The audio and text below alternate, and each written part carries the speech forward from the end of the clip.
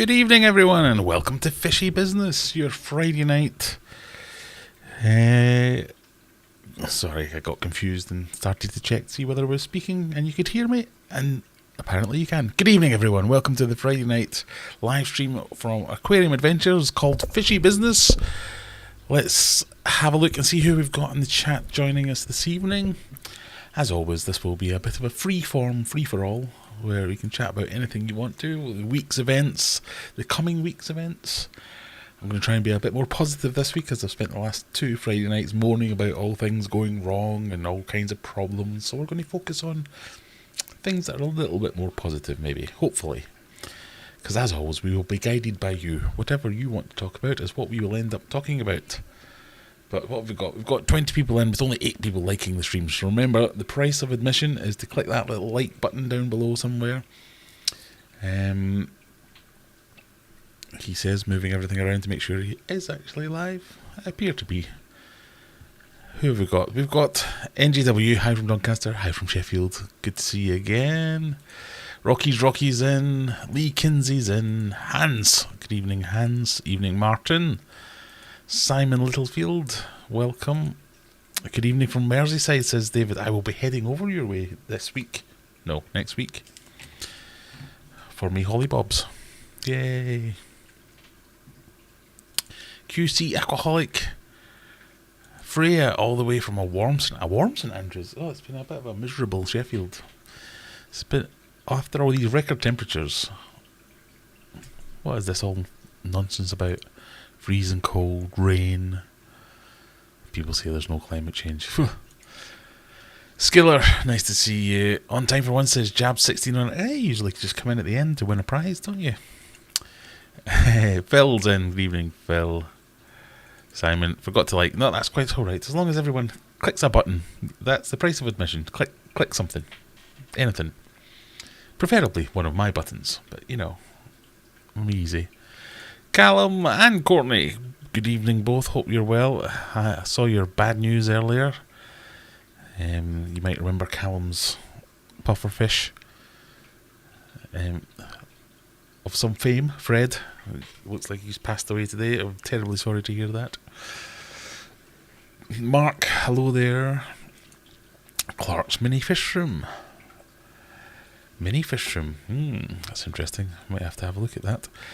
Courtney says, had a fresh trim? I have had a fresh trim, thank you very much for noticing. DIY fresh trim. When you rock this look, you don't pay for barbers or hairdressers. Although I did wander around with a big chunk that I'd missed. I hadn't shaved at the back of my head until someone pointed it out. I had to catch that up. But yes, had my ears lowered, as they say. I'm still not entirely sure about the whole skinhead with a beard look. I can't tell. I'm never quite sure where to end and where to start. Where does the hair end and where does the beard start? So I've gone with the line there. Hair care chat. Well, I am limited with my options with what kind of hairstyles I can get away with these days, so you know. QC Aquaholic, has it cooled down over there? It's cooled down very much over here, yes. I mean, it's nice. It's like 20 odd degrees the last few days, but it's been raining, cloudy, a bit, not miserable, just not nice as such. It's definitely not 40 odd degrees, so that was a bit of an experience. But yeah, it's gone straight from that, turned on a switch and gone horrible. So summer lasted for 48 hours and then it's back to this kind of nondescript British summer. Rain, drizzle, and it's not terrible, but it's just not nice. I've booked myself a holiday. That's the big news this week. So consequently, the weather forecast for next week is absolutely terrible. It's going to be peeing down all week long. So that's fun. So tonight's stream, hope you're all settled in.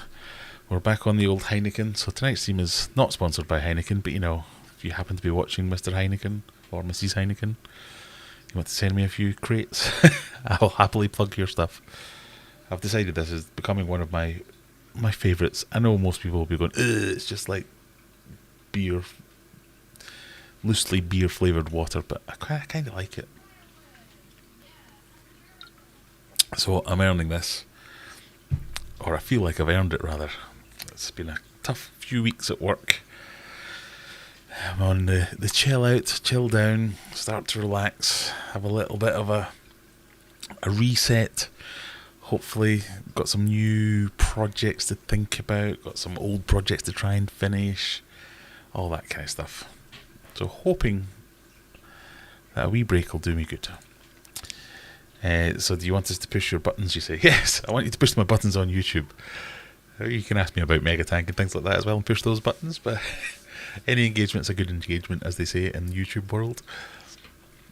Yes, as Courtney says, it was on for a whole 48 hours. I look like a Guess Who character. Thanks. Yeah. Does he have glasses? Is he bald? Does he have a beard? Does he have a moustache? Are you Aquarium Adventures? Good evening from the Red Rose County. County? Can't read, even with the glasses. Hair is like grass. It does not grow on a busy street. I like that one. You look like you look like an action man. I rock the same look daily. You can't turn that look on and off, you know. It's kind of, it's permanent now. There's not much I can do about it unless I was to go for, I don't know, a wee stirrup, a bit of a wig, or some transplants a la Wayne Rooney. But no, I've made my peace with my lack of hair. Christine, hello everyone. Novoi per Kelly. I'm never quite sure how to say that. Watching from a brewdog with a triple hazy. How's Megatank, says Courtney. Trying to push my buttons already. It's fine. It's fine. I assume. I've not touched it. So that was my my vow to give myself a week off from worrying about Megatank. I quite enjoyed that, so I'm giving myself another week off from worrying about Megatank. Megatank has gone to the back of the priority. I don't really need to do it since my stupid arowana killed its stupid self. There's no pressing rush to get it in and up and running. Not that there was a pressing rush for that, because it was still quite a young one. But I thought I'll take a wee break. We've got loads of stuff that we need to finish on the house. Loads of painting to be done. Hence, paint all over my t-shirt. Loads of just jobs to do. So one of the jobs was the last video, which was sorting out that big planter thing out the back and making it into a wee pond. So I think it was Callum that commented the video. That's nice to see a successful project for once. It was nice, wasn't it? So it was nice to just concentrate on something completely different, have a wee break and move on. I'll come back to Megatank, hopefully come back to it refreshed, some new ideas, some new motivation. I think the motivation thing that's definitely been lacking in the last few weeks. It's a case of wanting to find the energy. You know, once you do, I mean, I say this all the time, it's not like I'm digging ditches when I'm at work. It's a relatively easy job in the grand scheme of things. But when you spend all day working, and then you do the family stuff and sort the kids out or the wife out or the things that need to be sorted out, and feeling like you're not doing all the things because there's always a big pile of things to do, and then you've got to find time to do the fish tank stuff. Not that it was getting a bit much, it was just, need a bit of a step back, relax, chill out, reset, and come back at it. So we'll do that again. That's the kind of the idea. You need to make a fish Guess Who. That's a good idea. Hey, that's not bad. That's not a bad idea. You know, like, are you freshwater or saltwater? Are you colourful? Are you... I'm kind of lost after that. Do you have a pattern? Do you have yellow? Do you have... fish don't wear glasses, have beards, hats, things like that. But yeah, I'm sure we could work something out. Good idea. I'll split it 50-50 with you if I get and make it. Look who's back! Look who's here! Chief Moderator Jennifer. Evening, everyone. Evening, Jennifer. How are you? Nice to see you again. Been missing you for a few weeks. I should really take stock because there's been a few of the old mods I haven't seen for a while. I hope they're all right. I need to reach out to some of them, see where they're at, and see where they're up to, and maybe open up some new positions for some new moderators to cover the shortfall. But it's holiday season, so everybody will be away doing their things, I guess. No big shakes, and it's not like I have 50,000 subscribers all clamouring to abuse me on streams. We don't need that many, that many moderators.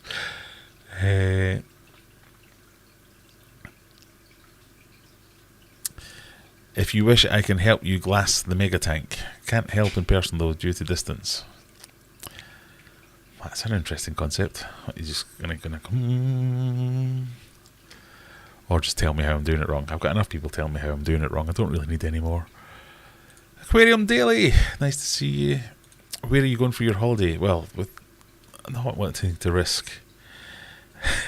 I was going to say not wanting to risk getting mobbed. It's hardly going to happen. I'm off to Wales, North Wales.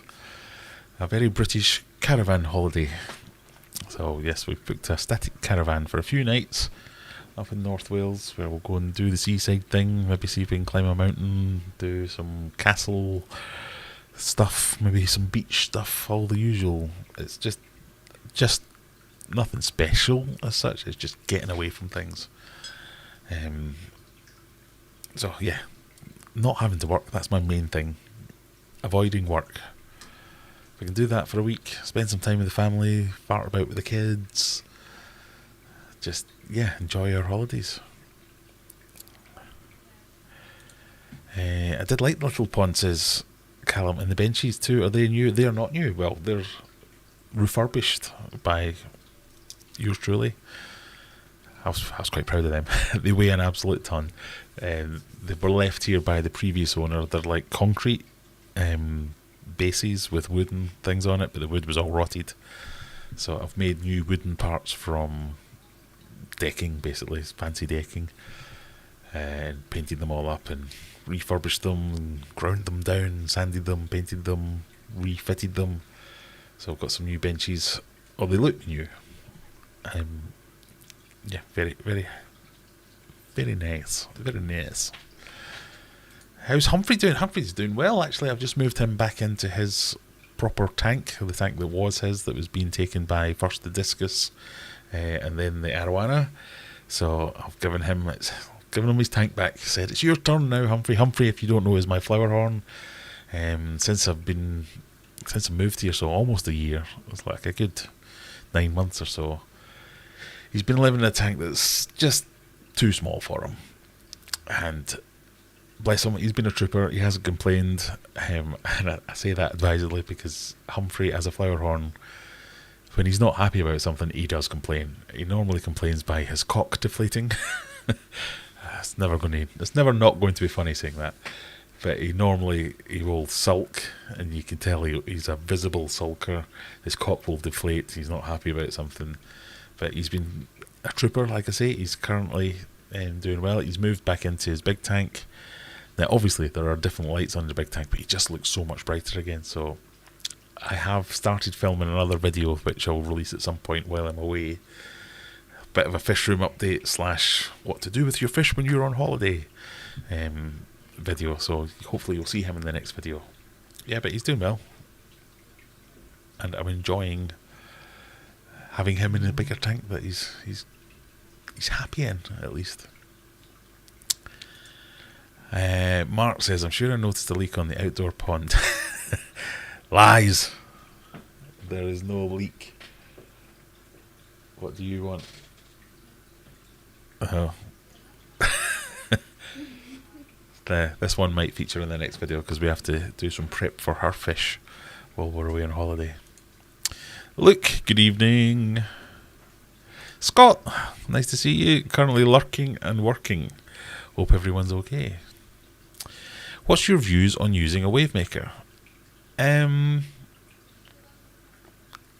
don't know. I don't really have any strong views one way or the other. I have used them in the past. I think that circulation in a fish tank is a really important thing. It's really beneficial for certain situations. So if you have a planted tank, for instance, it's really good for getting movement in your plants and getting fertilizers distributed, stopping dead spots. Even if you don't have a planted tank, just getting rid of dead spots or aiming flow so as you pick up detritus and push it towards the filtration or the overflows or whatever it is. So yeah, if a wave maker is the way to do that and that works for you, perfect. I have used them in the past. no complaints. Was planning on using them in Mega Tank to get some more flow going on there. So yeah, like them. Welcome to Wales. I'm not there yet, but thank you, Ian. Yes, we're going to near Rill. So a proper British seaside holiday type deal. I've been informed there are arcades where we can go and do the pushing the 10p's thing and all that kind of nonsense. Get some fish and chips, candy floss by the beach, all that jazz. Skittle says, my family live in Conway, have a walk along the castle ruins. Well, we do like a castle, so that may be one of our day trips. Go and see some castles. I'm off to Northumberland on Monday to the caravan. Sorry. Ever since I moved to Sheffield, I don't know whether this is unique to Sheffield, but everyone around here, they can't say caravan. They have to say caravan. I'm going to the caravan. I'm going to the caravan at the weekend. What, do you mean the caravan? No, the caravan. I swear to you, this is my first. Callum, what are you saying? We've had a busy day today moving stuff, looking like me and Courtney will be working together soon as we are opening our own cafe and community centre. Wow, that sounds interesting. Be opening next month. Whereabouts is that going to be? Well, maybe I'll need to come along for the opening. A bit different from selling fish, but something we've been wanting to do for a long time. Excellent. Well, best of luck. I hope that goes well. Have you ever worked together before? I'm not sure I can. I love my wife dearly, but I'm not sure I can stand working with her. But yeah. Oh, good luck with that. Callum says Clark's mini fish room. And Luke. A bit scary and way more expensive than we thought it would be. Everything's way more expensive than you think it's going to be.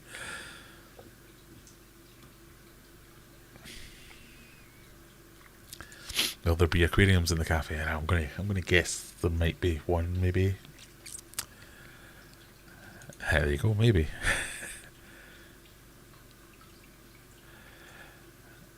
In Oldham. Well, maybe I can come over and open your aquarium for you.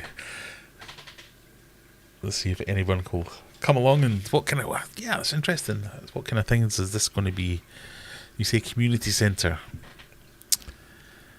I'm just going to find it now, make sure I didn't make that up. A cafe and community centre. Yeah, okay. We'll need to find out more about that. Freshwater ichthyology. Good evening. The Sheffield accent is awful, but much better than Barnsley. Oh, you could start a war saying things like that. All I can smell is nail polish remover, and I'm feeling like something's spilt. 2 hours away from me. Yeah, Wales is it's a big place, I suppose.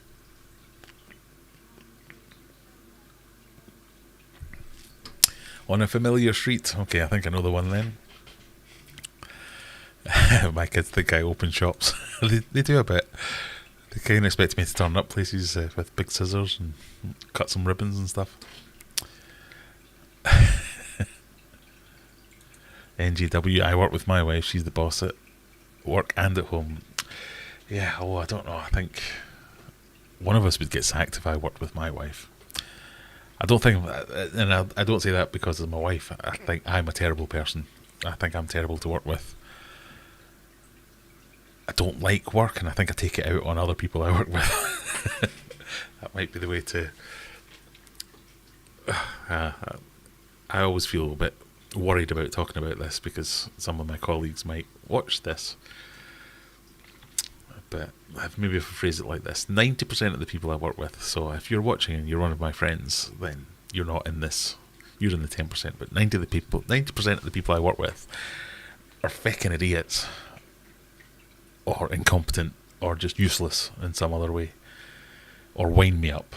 They might not be idiots or incompetent, they seem to go out their way to wind me up, and I'm very intolerant for that. So yeah, it's my fault. It's not the wife's fault that it would be a problem to work with her. I think I'm awful to work with or for. Definitely for. I just, yeah, even thinking about it like that, I don't think I could work with me. And I am me. How's the human performing? I don't know. How is the human? Let's have a look at the stats. So we've got 35 concurrent viewers. What, is everyone on holiday, or did I lose so many viewers from last week because of my moaning? 35 concurrent viewers and only 24 likes. That's just not good enough. Come on, we need a few more. Let's get these numbers up. As always, we've got Discord. I'm going to make it. No, it's there already. We've got Discord here. You can come and join us on a Discord server. We can have a chat through the week, as well as while the stream's on. Jump in, let us know what's going on. You can share all kinds of things in there. Pictures of your aquariums, questions, general chat around your fish, your shrimp, your equipment, your plants, your pond.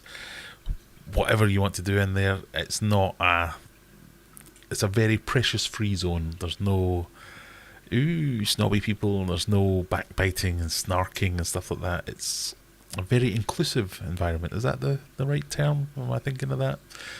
So if you're into your fishy stuff, or even if you just want to chat, jump in there. You can hang out, enjoy, relax, without the kind of...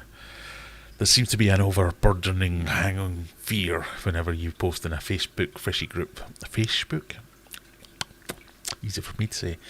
Facebook does seem to have a little bit more of an edge and a bite these days, with lots of groups in there having their very oppressive rules and strict, snidey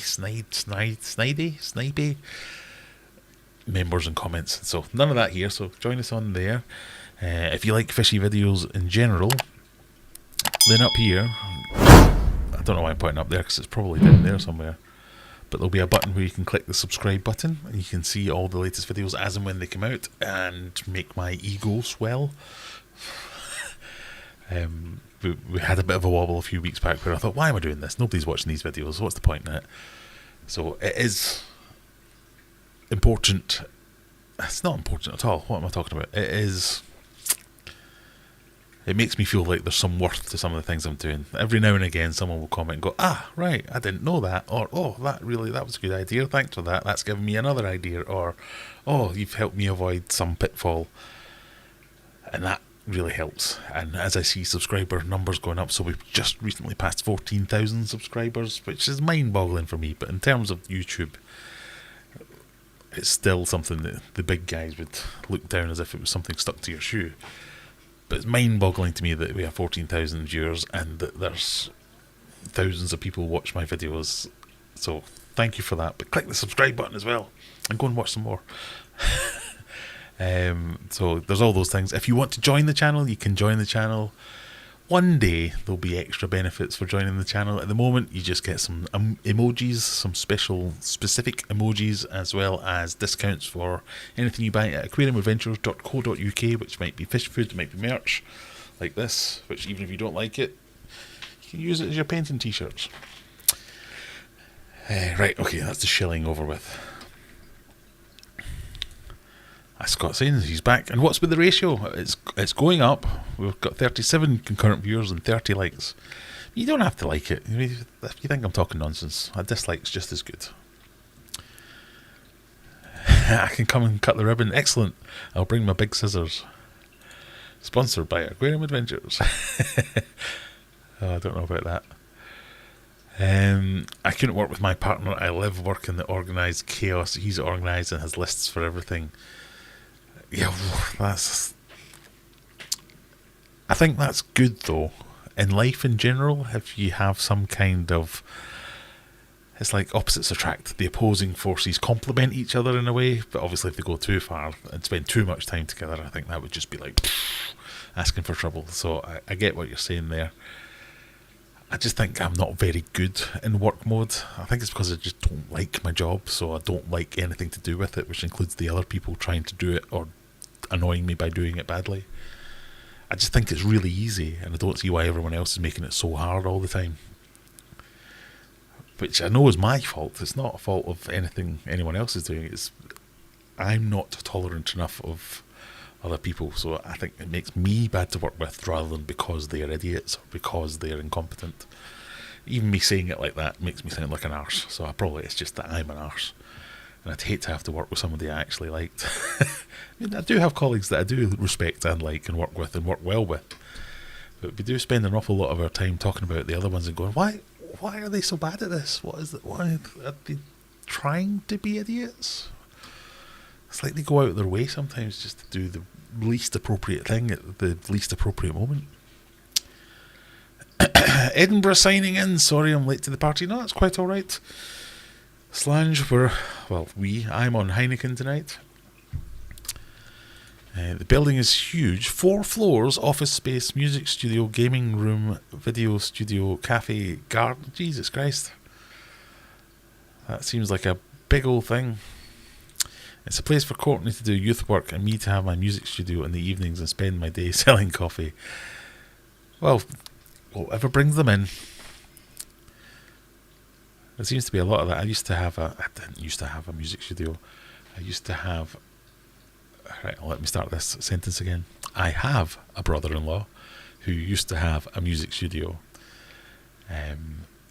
So I did his websites and things like that. And it was sponsored by my father-in-law, so he kind of funded it to let him run the studio. And I got involved because I had to do the website for it. So I'm doing lots of research of other music studios and things like that. And the amount of them that didn't actually make most of their money from the music studios, where they made it through all of the add-on services that they provided.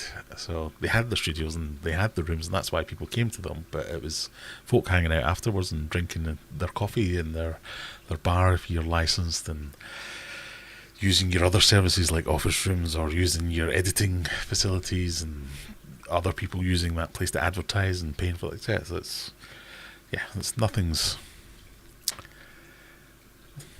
simple, is it? But not that I'm in any way offering you any advice. I have no idea what would work. But yes, as Jennifer says, congratulations, Courtney and Callum. I hope that works out. Happy to come along and figure out what's going on. Luke says, I've brought my Dutch straightforwardness into my team. Does not always sit well with the English. Yes, there is a little bit of that. Simon says, I have the same problem when working on IT contracts. Most are lazy, don't know what they're doing, or just don't turn up. Again, I don't want to get into a negative point of view, because we did that for the last few weeks and it didn't end up doing well for us. It's not that these are definitely people that I work for quite a big company now, and I have worked for smaller and more independent companies in the past, so I've seen it from both sides. And there is an element of the grass is always greener, that, it's always better when you go for this company. But everyone has their own sets of problems. But it just seems like there's a culture in this one of actively finding ways not to do something. So rather than spending your time and your effort figuring out how to solve a problem, you put that same effort, if not more, into figuring out how to make it someone else's problem and just avoid doing anything to do with it at all. So I'm more minded to look at a problem, try and find a solution and implement the solution, whereas most of the people that I come into contact with find the problem and go, right, let's find a way not to have to do any of this. Get away, where it might just be 10 times quicker, easier, cheaper, and better outcome for clients and things like that if you just did the thing. And it's not because they're lazy, because they're putting way more effort into avoiding work than they would be just to do the bloody work. I used to work for my parents, says David. 2 bosses, 2 different orders for the same thing. Oh yeah. I need more Grammy rants to bring in the viewers. I'm coming round to Grammys. You've kind of changed my perceptions of stop thinking about your dwarf blue Grammys or your pearls or your opaline Grammys. There are more to the world. So maybe that'll be in one of my future plans. You never know. How does one catch shrimp in a planted tank?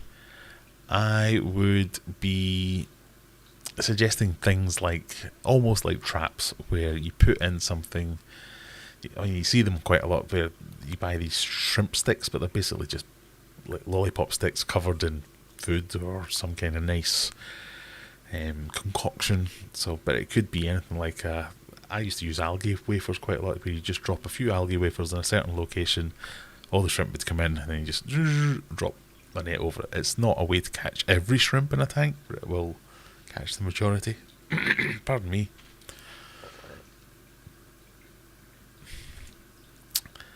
I think you've actually been in the cafe. Oh, is it the one that was next door to Fishman? I have been in that one. It's ours now. Wow.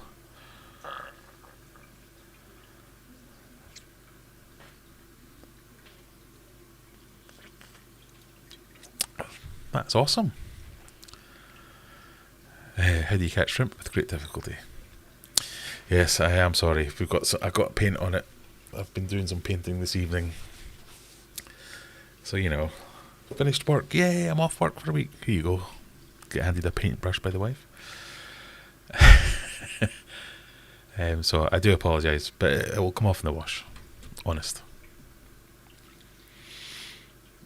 Good luck. Yeah, catching shrimp in a planted tank. It's not the easiest, but I would suggest catching most of the shrimp in a planted tank. Then yes, you can do that with some kind of trap. Just draw them out into an open area with some food and very slow and deliberate drop a net on them, and you should be good to go.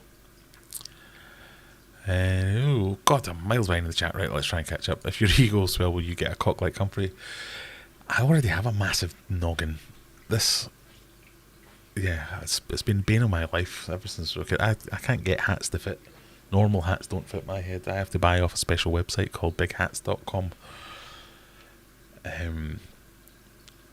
So my head can't swell possibly any more.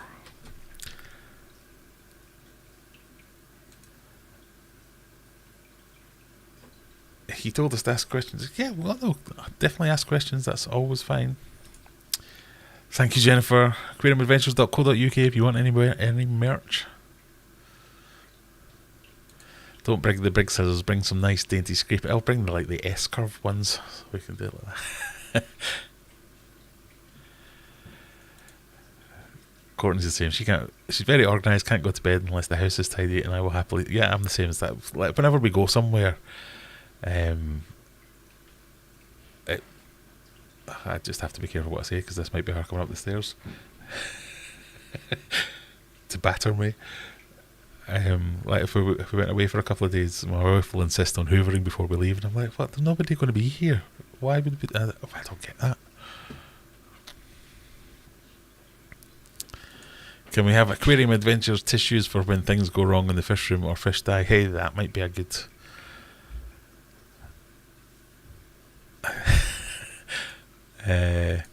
What do you do for a living? I work in IT. That's the easiest. This is also the question I dread. When like the dinner party question I call it.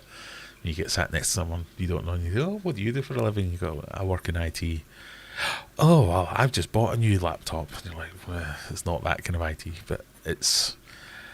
I flippantly say I draw pictures of clouds and lines coming out of the clouds, but it's a little bit of architecting, it's a little bit of client engagement, account management, it's a little bit of solutioning, it's a little bit of escalations for problems. So basically I have clients that I'm assigned to, and I'll do everything from onboarding that client, so bringing them in and designing the solution for how everything's going to hang together for that client, to then looking after them when they're running business as usual, to when they say, "Oh, we need a purple widget," and I go and figure out what kind of purple widget to get them and how to install it and how we're going to support it and all that kind of stuff.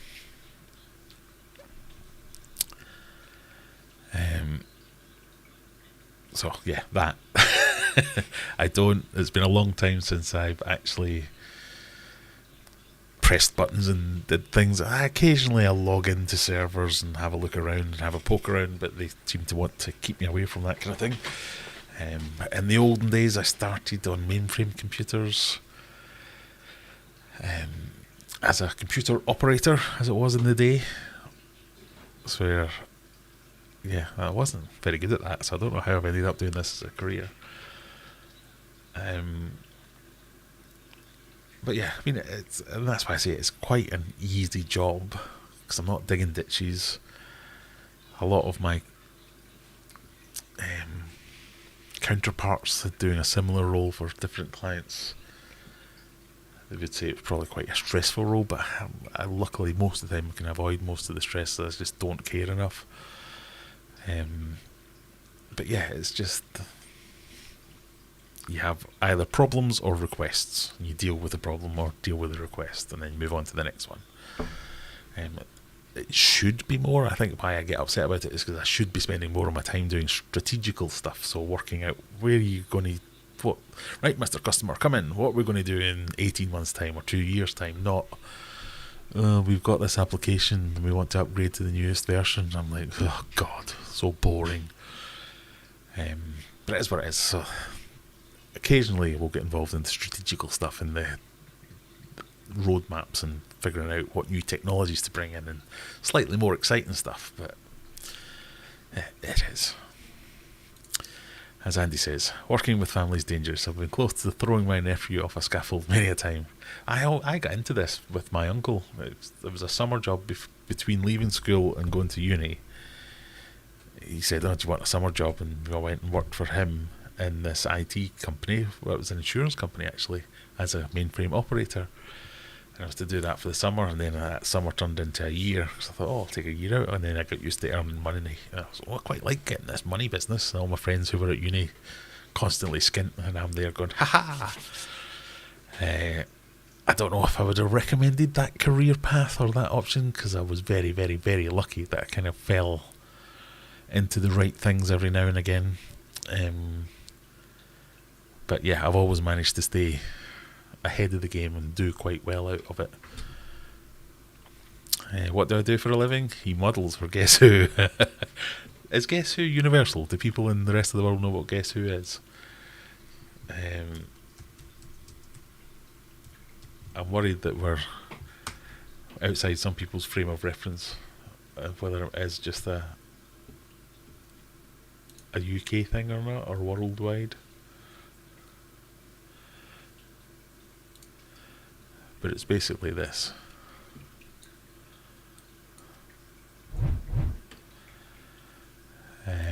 This is a game where you have all these faces, all with different attributes, and you flick them down and you're trying to guess. So you've two players, one player has that side, the other player has the opposite side, and you get to ask questions. And you're trying to do as many people as want to whittle it down to one person. Then you say, I think you're Sarah. So you would say things like, is he bald? Does he have a beard? Are they wearing a hat? Do they have glasses? Do they have blonde hair? Blah, blah, blah. Until you get down to something, you make a guess at it. So I look like a Guess Who character. Thanks. That's what, it could be worse. And it has been in the past. You'd love retail, never be surprised by the stupidity of the general public or how strange people are, from people randomly doing yoga in the store to well worse. Or Callum saying, retail makes you wonder if you're the only person with any common sense. Yeah, I can imagine. Like I say, the grass is always greener somewhere else. Where I moan about my job, and I could wish my life away, saying, oh, but if only I could work for this company or that company, or work for myself, or do this role. It would just come with a new set or a different set of problems and a different set of annoyances. I think we touched on this in the last couple of weeks, where I was saying, does anybody actually enjoy their job? Because I was really getting fed up with it.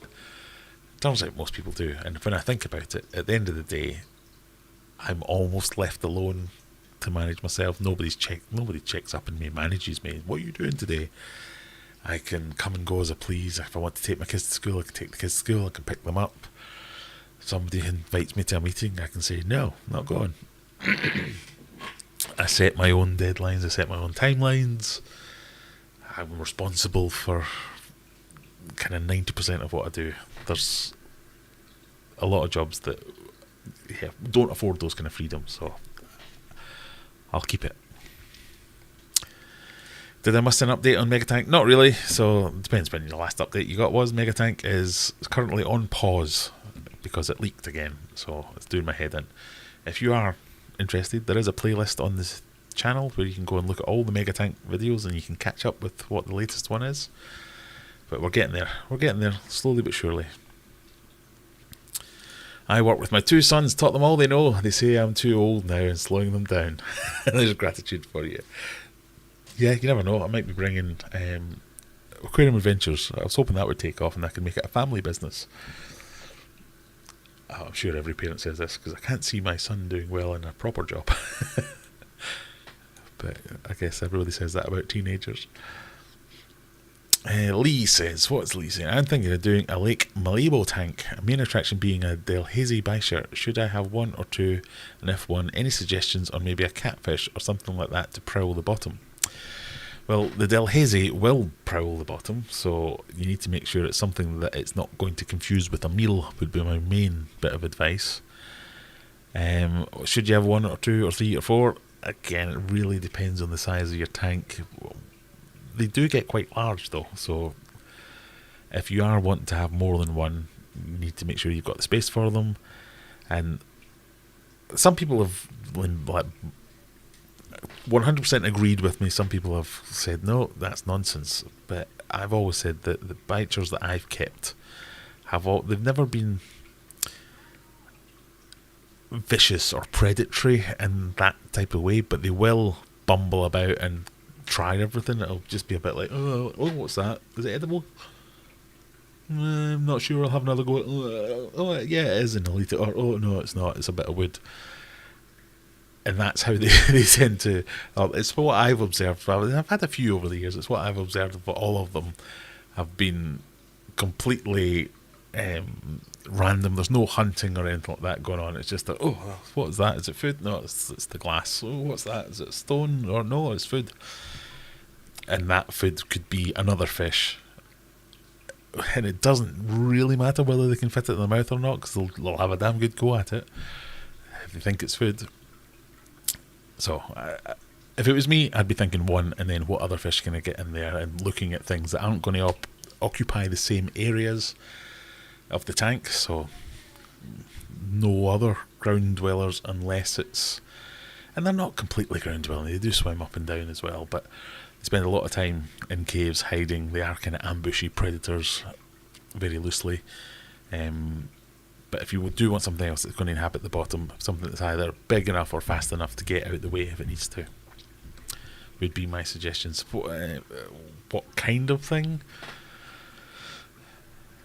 Don't know. Let's see if anyone else has got any suggestions. Oh, it's all skipping away everywhere. Sorry. Where do we get up to?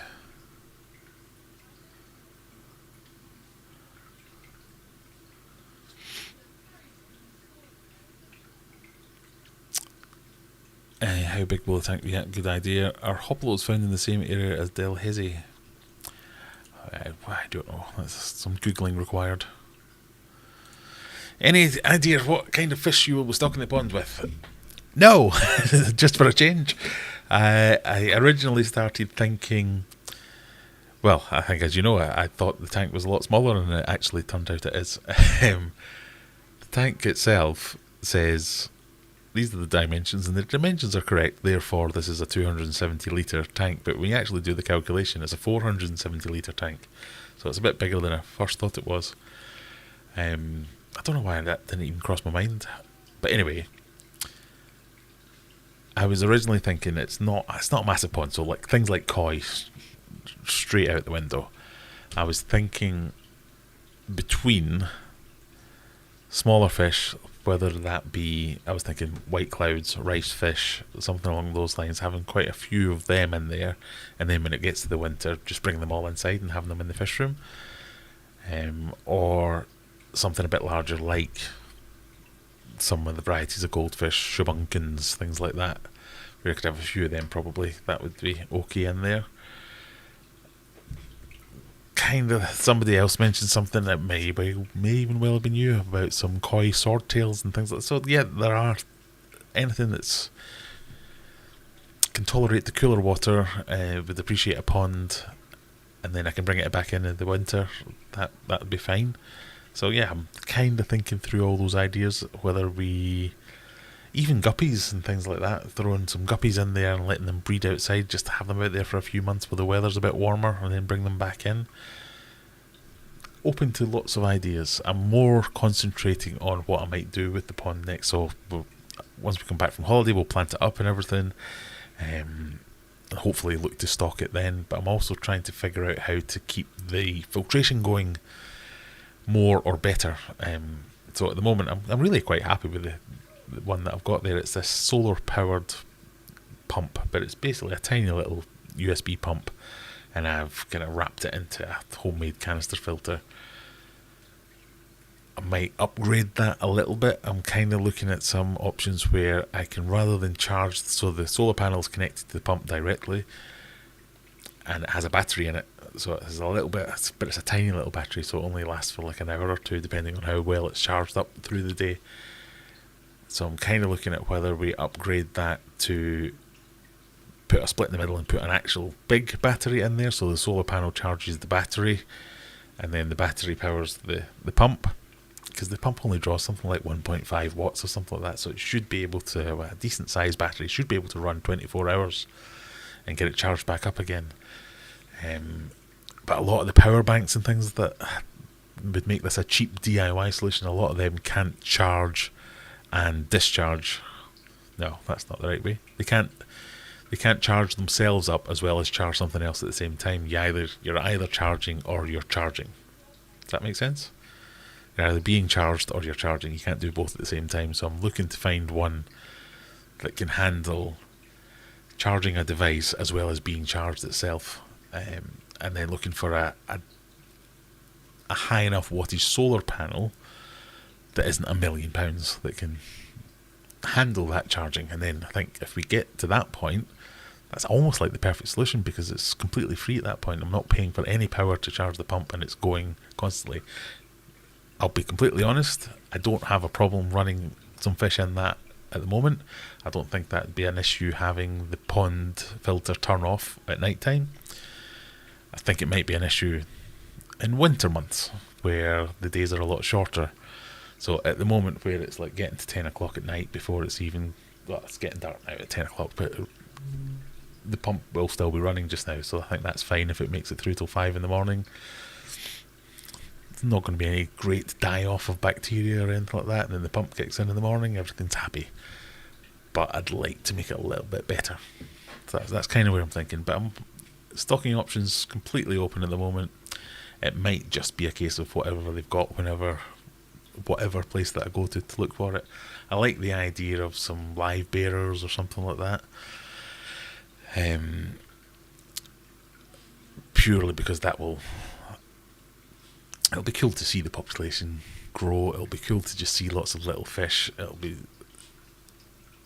I think it'll almost force me to bring them in over the winter, whereas if I get some like shabunkins or something like that, I might be tempted to just leave them out there, and I don't think that pond's good enough for that, so it's kind of an expensive mistake in terms of the fish's lives. But I'm already going over things like, oh yeah, but I could make a cover and we could insulate it even more, and it's insulated already because it's got all that soil around it, and it's blah blah. So lots of things going through my head, but I'm not really worrying about it. I'm kind of already in holiday mode, ready to just bugger off and not think about any of this nonsense. Pardon me. Oh, where did we get to? QC, Aquatic, I work in IT too. They are all idiots and purposely mess things up. Yes, there's lots of industry acronyms like the picnics. The problems in the chair, not in the computer. What people hear... When people hear I work or study fish, I get that I had a goldfish in a bowl once. Yeah, I bet you do. Are you like one of the people who sort out EPOS? No, I'm not one of those people, sorry. What everyone's thought on catfish? Yeah or nay? I'm not too cute about them. Well, I suspect Rebecca will be typing furiously somewhere. What? Catfish are the best things in the world. Catfish to me is such a wide species. It covers everything from your your red-tailed cats to your Corydoras. There's and everything in between. There's lots of different sizes, shapes, and types of catfish. That would be hard. It'd be hard to wipe them out as easily as saying gouramis are rubbish. See what I did there? So I some don't do anything for me. Some I think are cool as hell, and some meh. So things like some of the bigger ones like Cyaniditis and things like that, I'm a bit like, oh, I don't get that. Why is that a thing? Like the bigger, uglier ones like the Claris. I've had a new project manager called Claris, and everything that begins with C I'm calling Claris at the moment. Is it Claris catfish? Oh, I'm going to have to think about this now. The big stupid looking ones. Clarius, that's the word. The walking catfish, that's the one. Yeah, they're a bit like, not sure if you're the coolest thing in the world or the weirdest thing in the world. But then you have all your L number plecos and even commoner varieties. They're all catfish. Some of them are cool as hell. So I like them in general. There are a few not that great at that, but there's a few I quite like. Job embarrassment is awful. I work for the police but tell people I'm a postman. Everybody loves a postie. Oh, not me. No, that's not true. I used to like my old postman. The new one's a bit less. That's not postman actually. It's the guy who does it's the parcel force man. So it's kind of technically Royal Mail rather than the postman.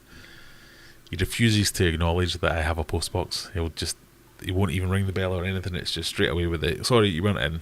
I'm off.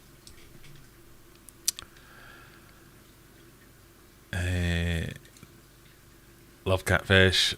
Freshwater catfish are the best. What are you on about? I sell my job really well.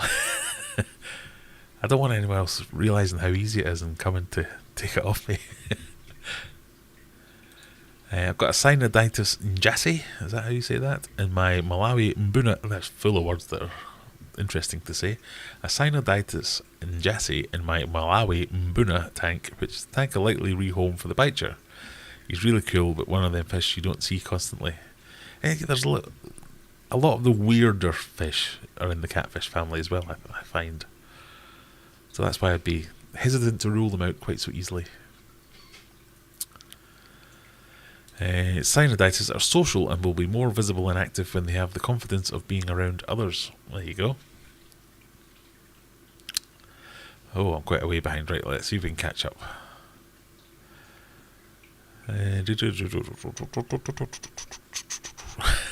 They grow big, says Clark's Mini Fish Room. Need a big tank? I know where there's a mega tank for sale. It's not for sale.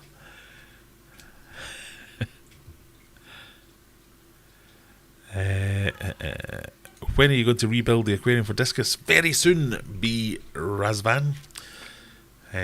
So I've talked about this before. There's an order of service to get the disc tank back up and running. Step one, we're refurbishing and refitting my eldest son's room. So that involves putting in a new bathroom as well. That's all done now, and his room's well on the way to getting done. Once that's done, that allows me to change the floor in the main hallway, which is where the new discus tank is going to live, or the big discus tank is going to live, because I didn't want to fill it up to then have to drain it and move it to replace the floor and then put it back again. So we're nearly there. So after we come back this summer, let's put a definite time on it, this summer, and when the new floor comes in, that'll be the next step, is getting the big discus tank back in. How bad are the winters? Does something survive in the pond? It's a bit hit and miss, really. Some winters are very mild, some winters are ridiculous. Not ridiculous by some of our Scandinavian friends' scales, but it's not unusual to have negative degrees Celsius through the winter. It's not unusual to have sustained periods of negative, and the pond is just not big enough like koi and things like that tend to be a lot deeper, so the fish can just go down to the bottom and basically chill out, literally, without any risk of freezing being a problem and all that kind of stuff. Whereas this is only, 16 inches deep or whatever it was. No, what that one? 18 inches, 19, whatever. 46 centimetres, whatever that is. I like to mix my imperial and metric measurements. So we could have a bad winter where it could be -10 for a while, or we could have a mild winter where it doesn't go below 4. But it's sheerly the volume and the shape of the pond. I don't think it's good for leaving fish in over winter. The other fish I thought of was the leopard bushfish, Congos, and maybe the ugliest fish I've ever seen, the blockhead cichlid. Have a look at my subscriber tank video. That's a Congo biotope. I think in there I talked about all the different types of fish I could have got and what I might get. But in there I've got Alestes tetras, I've got Congo tetras, I've got the African butterfly fish, I had the Delhaize bicher, I really wanted to get the spotted Congo puffers in there, Shout and Denny puffers. And I talked about a few different types in there that are all, if you are going down the biotope road, that kind of thing, or join us on Discord, because I think we're talking about it in there. I'm pretty sure there's a chat channel all about the subscriber tank. Is it the medium-sized Laguna Pond? Because if it is, it's 400. The smaller size is 220. Well, I don't know. The measurements are something like 130 centimetres by 80 by 46 off the top of my head, something like that. I remember putting them into a calculator and it did come out at 440, 470 or whatever it was. I have 40 little fish and 9 angels. How many discus can I add to a 55 gallons tank? I have 40 little fish and 9 angels. How many discus can I add to a 55 gallon tank? I'm not sure you'd want to add any, if I'm completely honest, big dog. So 9 angels is quite a lot, and they'd be quite big. 40 little fish, that's neither here nor there, I guess. But discus you want to keep in a group of at least 6, in my opinion. Some people would argue with me. And I think 6 discus and 9, oh yeah, you might get away with that. Depends what the rest of it's like. It depends how it's heavily planted and how little your little fish are. Some people are dead against mixing angels and discus. Some people don't care. I've never actually done it, I don't think. But I know people have done it successfully. I think angels can just be a bit of an arsehole sometimes and go rogue and start killing everything in the tank. That's why they don't like it with discus. But technically 6, depending on various other factors. I don't think Polypterus Polaris, I can never remember how to say that, Polypterus Polaris would be that visible. They aren't shy, but they are active, just not fast moving. Really going to be difficult to feed with most cichlids. Yeah, it was hard to feed mine in that community tank of the African community. I'd have to spot feed it every time I fed, otherwise you just wasn't getting any of it. Especially with Congos, because they are like little piranhas. 6 new discus here for Smeggy9. Excellent. That's what we like to see. Get on Discord. Show us a picture of them fish. Could connect the solar panel to a power. Yeah, that's exactly what I want to do. It's just finding the right power bank, or even upgrading it to like a, what they call like lifestyle batteries and things like that, where they're just a bit bigger than power banks. But even a fairly decently sized power bank would be enough to power that pump 24 hours if I could keep topping it up with the solar panel. But like I say, a lot of them don't let you charge the power bank at the same time as the power bank is charging a thing. So it's finding the right one. Right,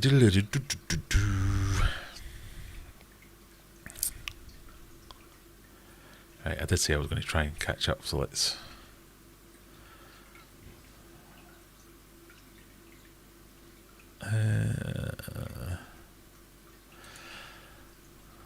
clarias I find cute. No. Do not agree. They're not cute. I've never seen an uglier fish. Mark says, I run a UV sterilizer in my Discus tank, though I'd be first to mention them tonight. I'm reading that using probiotic additives are a better options. Have you any thoughts? I've never really got on with UV sterilizers, I must be completely honest. That I don't think the general ones that we get, so these ones which are like, oh, it's a 9 volt or an 11 volt UV, I just don't think they're strong enough to do anything. I hold my hands up and say I'm not an expert on the subject, so I could be completely wrong. I've just always thought it's not like the big pond ones. The pond ones, I think, are powerful enough to do something. So if it is a pond one you're using, then I'll take all that back. I've also never had the need to use a UV sterilizer. I've never had a problem in my Discus tanks that's made me think, if only I was running a UV sterilizer. And I kind of have the same opinion about the probiotic stuff. The additive, the stuff that has it in the foods, yeah, I get it. I don't really use it, but I feel like I don't want to diss it, because they obviously are benefits to doing these things, but I think some of them are like, it's just finding things to do, finding extra things to buy. It's making more work for yourself. But if you're doing it for a specific reason, then yeah, I can get behind it and I can see that. But often I think, I'm a member of many Discus groups, whether it's Facebook or other places, and there's some people that are just so carried away, and it's all about having the latest equipment, having the latest science, having the latest foods or the latest techniques. And you see it in every hobby. It's not unique to fish. If it's golf, it's the guy who's out buying new clubs every year. It's the guy who's trying the latest training methods. It's the guy that's buying the latest shoes or waterproofs because they give you an extra 2% difference. And you're thinking, yeah, but you're still shit at golf. And and that's probably a bad analogy. I think as long as you're doing the basics right, that gives you most of the success that you could ever want or need. It's not to say that, because I like a gadget, so I've got gadgets here, there and everywhere, that I don't need them, but I like having gadgets because I'm into gadgets and IT stuff and anything tech. I like a bit of that, but I wouldn't put them down as necessities. So where UV sterilizer, probiotics, specialised diets. I mean, a good food is a really important thing. So if it's part of a really good dietary regime that you're coming up with or using with your fish, 100% support that.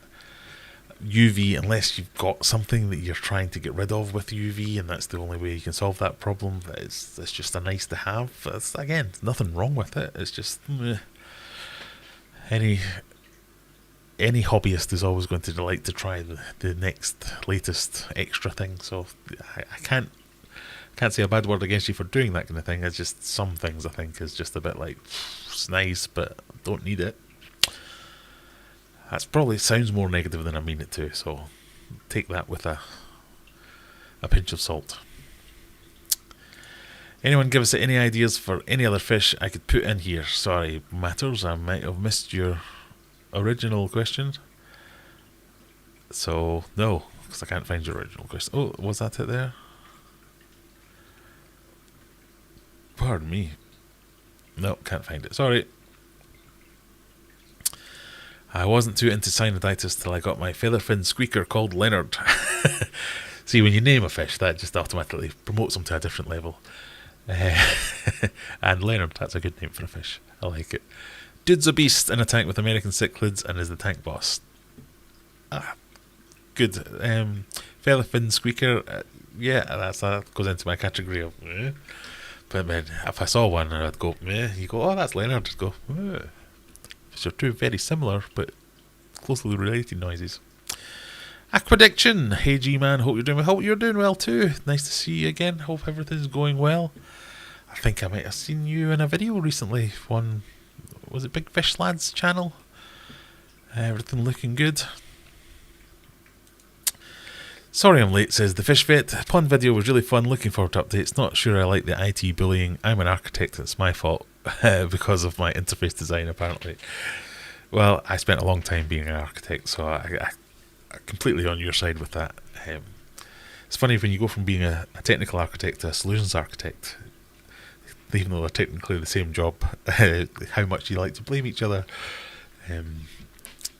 But yes, it's always someone else's fault. The flesh-eating Cetopus are epic, or the parasitic Vandella, or words I can't say. The parasitic Vandella cirrhosa, that word. There are many catfish who specialise in scales. Yeah, catfish, they're weird and wonderful things in the world of fish in general, but catfish do have a lot of them, it seems.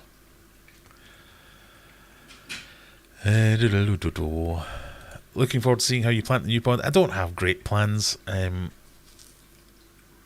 Planting outside the pond is very much the wife's department, so I gave her a brief of, well, the sun comes from that direction, I'd like to block some of the lights, don't want all the water to go green. And she went, oh, so you want tall plants? And I said, yep, I don't really want to get tall plants, so whether we end up with tall plants or not, I don't know. She has told me that she's found a plant she likes, but it's the wrong time of year to plant it, so we might just get some tall grasses for this year and then replace them next year. In the pond itself, not entirely sure, probably just go for some nice lilies, some marginal plants, caves, bits of wood for the fish to get in and hide away from neighbourhood cats or whatever, that kind of thing. And I was thinking about doing one of those, I really like those, like the upside down fish tanks, so the fish come out the water and you can see them. I might have to have a go at that as well at some point.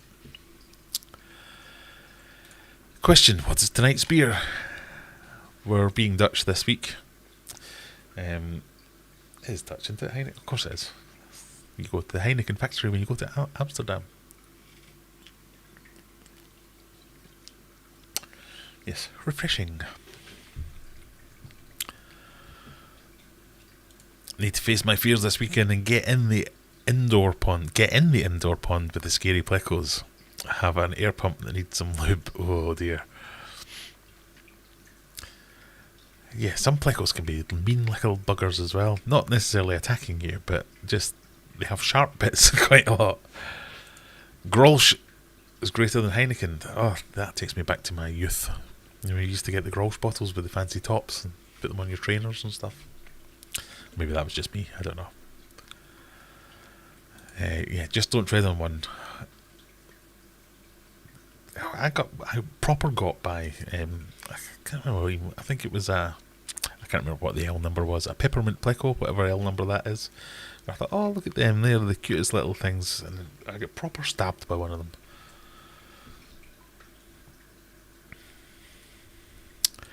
Scott, welcome. Sump pump decided to back up. Oh dear, no, you don't need that. Hope you're well. My LFS still has the shouting Denny puffers. If you ever, well, you never know. I'm back on the market again now that the Beicher's gone. But yeah, I might need the prices to come down a little bit because I want to get a few of them. 130 by 80 Laguna Pond is 410. I see, I come up with a different number.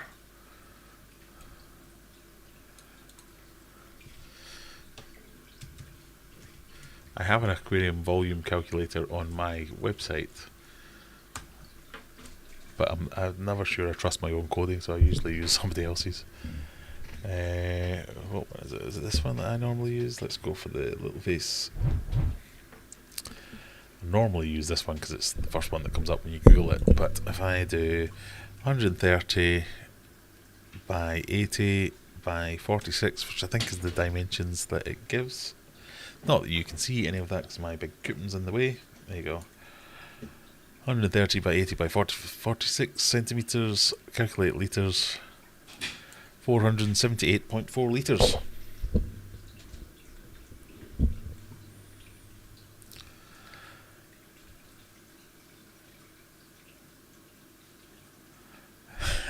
The question is worded like a GCSE maths question. Welsh Weeks, good evening, nice to see you. I'm trying to get back to the bottom. What do you think of skippable versus non-skippable ads on YouTube? What's your preference? As a viewer, skippable, because it annoys the hell out of me. I'm this close to buying YouTube Premium just to get rid of ads altogether. Because I do watch quite a lot of YouTube, even if it's rarely about fish stuff, but I do watch quite a lot of YouTube. It's kind of something I have on in the background while I'm working. You know, my dead hard job that I can still sit and watch YouTube videos for the majority of it. So as a viewer, definitely prefer the skippable ones because you can see the wee counter going down and go click and get rid of it. Whereas the non-skippable ones seem to be anything from 10 seconds to 20 seconds and getting longer all the time. But as a YouTuber, the non-skippable ones usually have a better click-through rate.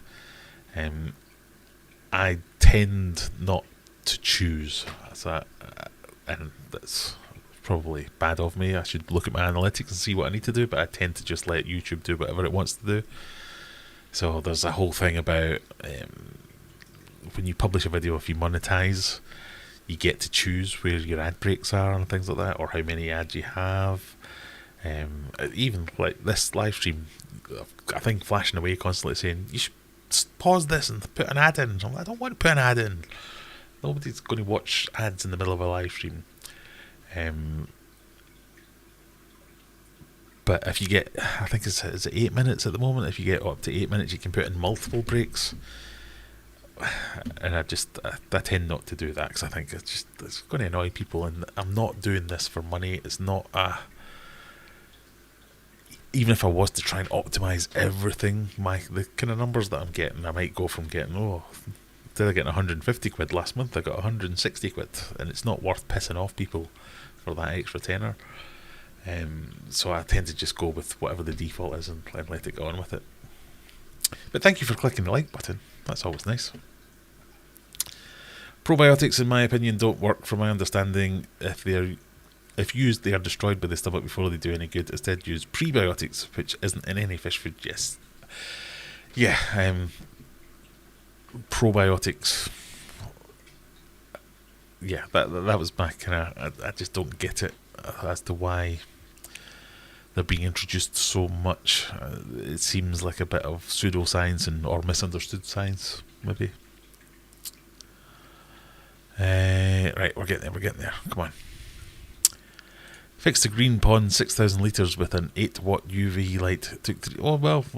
Maybe I do stand corrected then. Like I say, I just felt like the ones that we tend to see in canister filters and things like that, that's the one I'm thinking of. I've never used it myself, just had lots of people complain about it. So, like I say, I hold my hands up and say I'm not an expert. I've not done any testing or used it.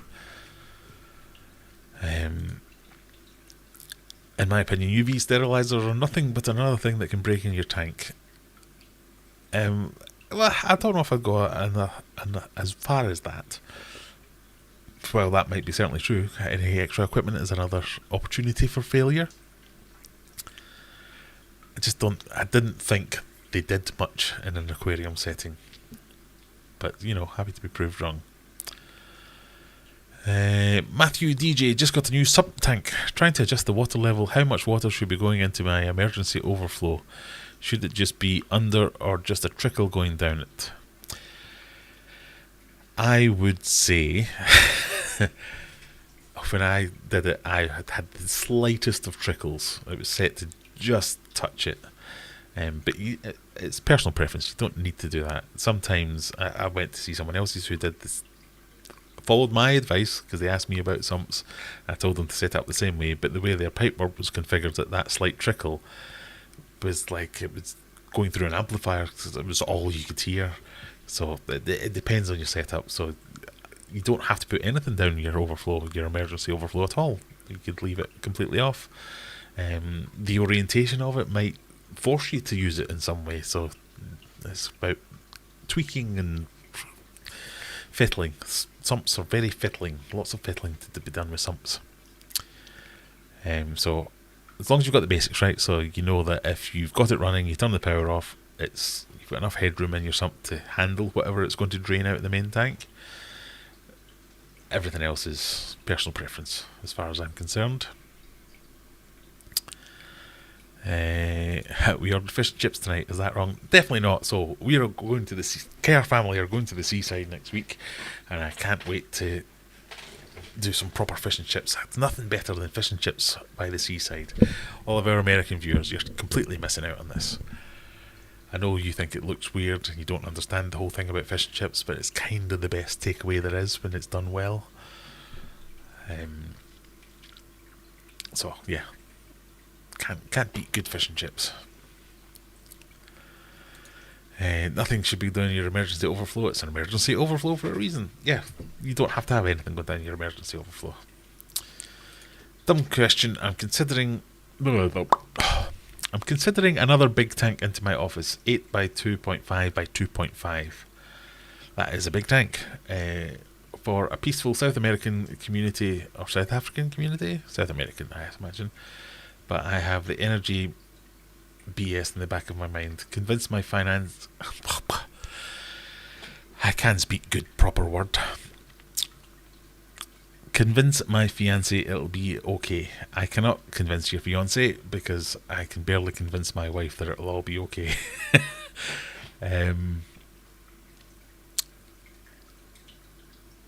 Yeah, it's the energy hikes that we've already had and the ones that are already being touted to come again. There's talk of things doubling and doubling again. It depends on your setup. So you say your office. If your office is well insulated, you're going to pay to keep that. You're going to pay to get that up to the temperature is going to be the main thing. So yes, you might have a sump pump running at so many watts. You might have an air pump running at so many watts. But it's heating water is the thing that costs the money. You can get very efficient pumps. You can get very efficient lights. You can get very efficient equipment all around. But a heater's a heater. And to heat water costs money. So if it's in your office, for me, for instance, if I had something in here, heating the room's the cheapest way to do it, but that would be intolerable for me because I can't stand heat. I can't stand the working in a hot environment. I much prefer it to be cool than I do it to be warm. So if you can't do that, then you're going to have to pay to heat the tank, and that's going to cost you a small fortune. So you can work it out. I mean, it's a fairly simple calculation. You can work out what a kilowatt hour costs you, what it might cost you when it goes up, and you can work out what it might use, and then work out this is how much it's going to cost me. So my hobby, if it costs me a few £100 a year, fine, I'm happy with that. But you need to decide where that line is of what you're happy to pay for. Some people have hobbies like playing golf. I always use that as my analogy. I could be playing golf. I could be buying a new set of clubs at £500,000 a year. I could be paying £1,000 a year for green fees. I could be paying hundreds of pounds a year on golf balls, on tees and equipment, gloves, clothes, shoes. Why not spend all that on fish tanks? Yeah. But then again, you might already play golf as well, so I can't make the argument for you, and I definitely can't convince your fiancé, because I can't convince my wife that this isn't the most ridiculous hobby that's ever been invented, or the most expensive one anyway. Don't forget to put the word question in your message. It will highlight your question. It will indeed.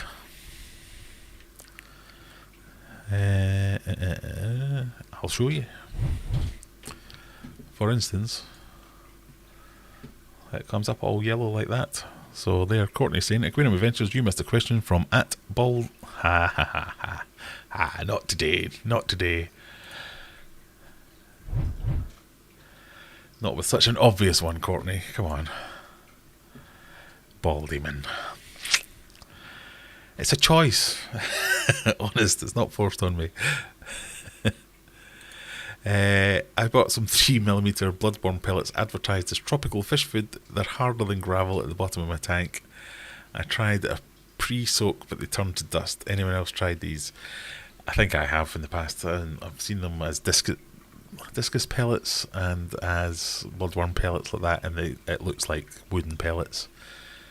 And the fish all kind of... that's interesting. Is this a new decoration? What have you given us here, master? I'm not going to eat it. It's not food though, is it? No, I don't think so. Yeah, food is a very tricky thing. That's why you should buy all your food from aquariumadventures.co.uk, tried and tested by Baldy Man. But yeah, some food is very personal, I think. Some people swear by things, some people say it's the worst thing in the world. It's what works for you. So all my foods are the things that work for me. Some of them are quality foods, some of them are quite cheap foods. So if you don't like them, at least you can tick that off your list and don't get them again. Bloodworm pellets is a strange concept as well.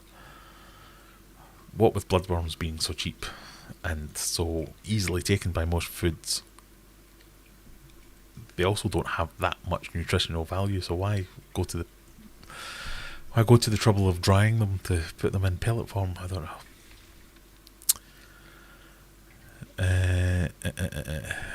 What's the brand? Got them on eBay? No brand. There's your answer. No, not necessarily. You can get some good foods on eBay. But some foods just aren't good. And a lot of them are like... They might be like... sold by one wholesaler as koi food, and another one says, well, there's no reason that tropical fish couldn't eat this, and then rebranded into tropical food because they think that they can add a little bit of a markup onto it, and then they sell it on eBay. There's all things going on. It's notoriously difficult to find quality things. That's why working on recommendations is usually a good way. Mickey, a wild Mickey has made an appearance. Taking a break from packing and cleaning tanks. I'll be on holidays tomorrow. Yes, so holidays is the watchword of this stream. That's what I've been doing today. I've done a load of water changes. I'm going to do a load more water changes tomorrow and the next day. Getting ready for... I'm only going away for a week, so I generally don't even think about it or do anything extra or special when I'm going away for a week or less. Just go and come back, and 9 times out of 10 the fish are usually fine.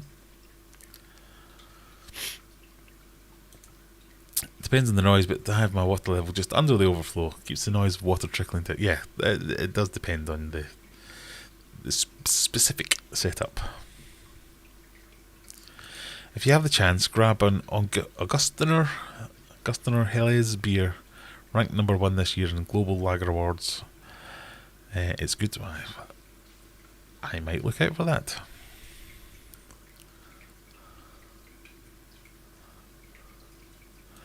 I think the Laguna Pond goes by internal dimensions though, not external, which is why you might have slightly different numbers, as I have also seen it advertised at 470. But yeah.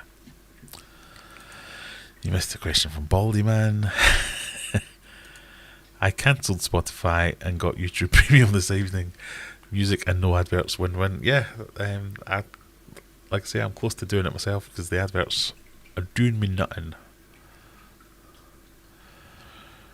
Music and no adverts, win-win. Yes, I like how the first 1 second of skip ads is 3 seconds. I thought that as well.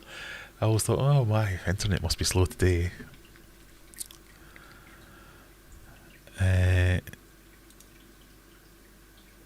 You should feel free to go and get another non-sponsored beer and shove on an advert.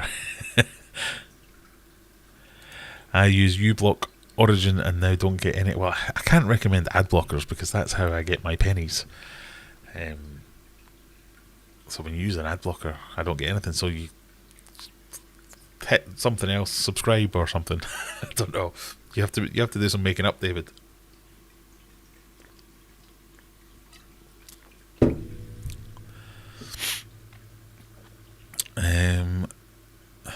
True, but I missed a question up there. Not everything needs to be a brand to be good. True, but when it comes to fish food, you want to order something that is tried and true, unless you can look at ingredients and make out whether it's good or not. I kind of agree and don't agree with this. This whole tried and tested thing. Something only becomes tried and tested because people try it and test it. It has to start somewhere. My soft artemia food, it's not rare, but it's not commonplace, but everybody that's tried it has gone, this is brilliant, all the fish love it. I'm seeing great growth, I'm seeing good colours, good behaviour. Everything's been positive about anyone that's ever used it. The brand is Aquarium Adventures. It's not a well-known brand. It's my tiny little company selling some food that a company in Germany make. It's a great food, but the brand is not known. It's not tried and tested because nobody's tried it or tested it yet. It's being tried and tested, and it's looking really good.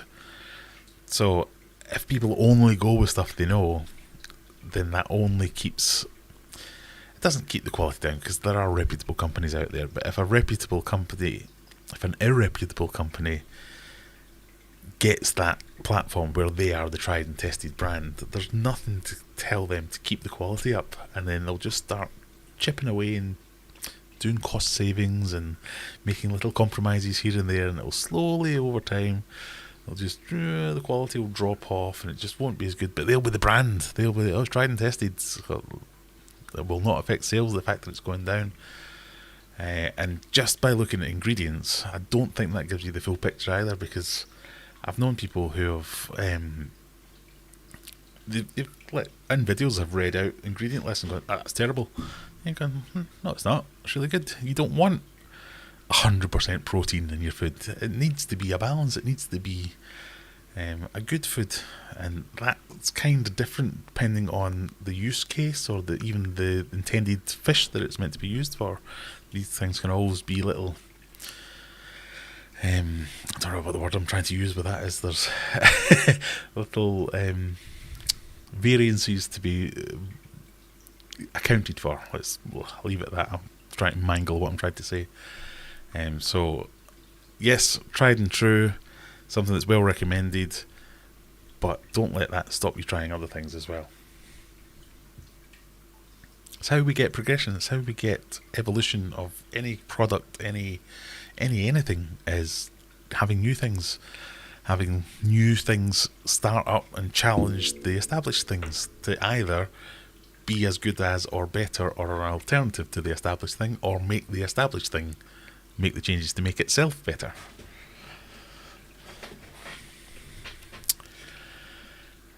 If that makes sense.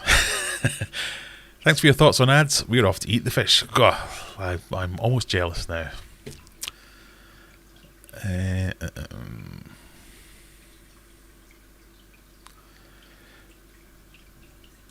The plecos eat it, so it won't go through it. There you go. Plecos are always good for something. Are you going crabbing? I have looked out the crabbing equipment. I'm hoping there will be a suitable place to go crabbing. So definitely want to be going crabbing.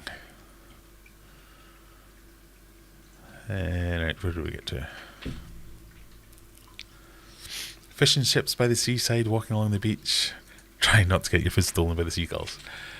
Yeah. Many years ago, I went to the seaside with an ex-girlfriend for a romantic walk along the beach, and we did that. We found some nice skipping stones. I was like showing my athletic prowess. I had some back then, and with my first throw of my skipping stone, it went skip, skip, as just a seagull came in, and it scrunk. The seagull collapsed. Clearly broken its neck, but it was too far out for me to get there. I was in civvies. It was an evening stroll, so we just had to sit there and listen to this seagull squawking with its broken neck, flapping about, slowly drowning. She's not my wife now. I watched my granddad punch a seagull out of the sky once after it tried to rob his pie. See, at least that was on purpose. Mine was horrific because I didn't mean it. And I just stood there afterwards going, I don't know what to do. I can't go in. I'm wearing jeans. the whole time this thing's going. That was horrible. I spent. I don't know if I even want to admit this. I spent a long time trying to lob larger stones out to finish it off. Poor thing.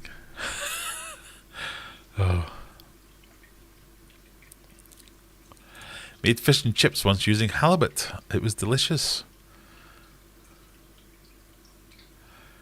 I'm fish and chips. I'm fish agnostic when it comes to fish and chips, as long as it's proper. I mean, normally in the UK it's haddock or cod. Although I went to a fish and chip shop round here, so obviously this is a new area for me where I've not lived here before. Tried one of the fish shops that's just round the corner. Brilliant, fantastic stuff.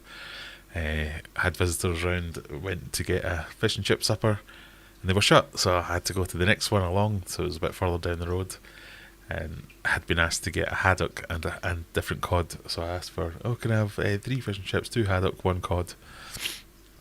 The guy was a bit like, I don't know if you've got any haddock. And I was like, well, it says up there, it's on your thing, cod such and such price, haddock such and such price. He's like, oh yeah, so it does. Do you know what? I've never thought about that. Our fish and chips is just fish. I don't know what type of fish it is. But tell you what, I'm leaving.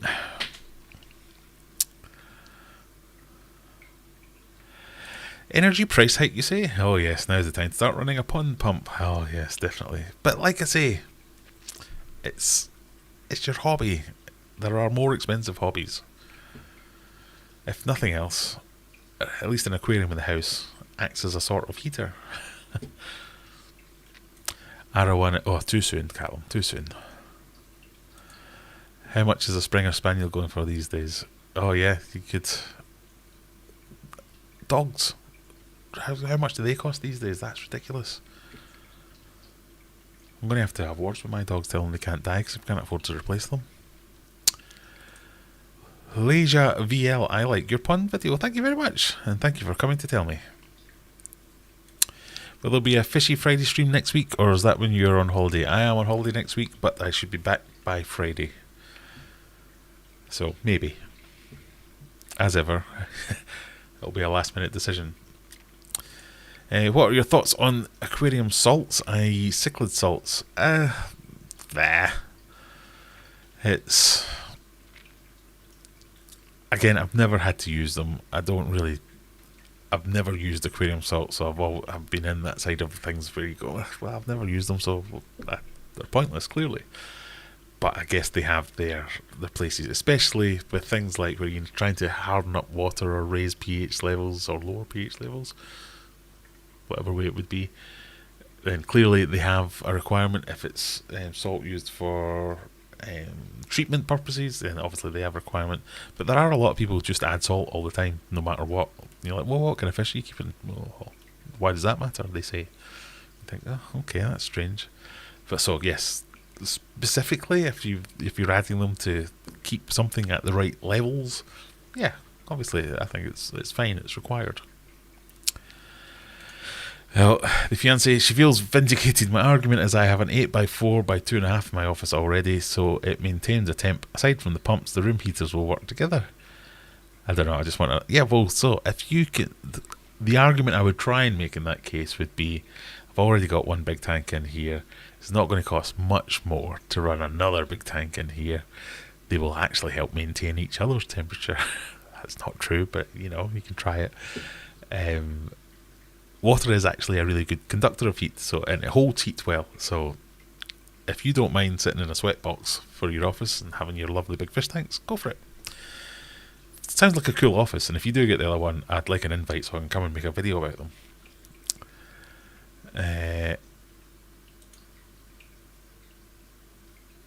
Scott, bear in mind, salts is a massive group of compounds. It's not just salt as we know it.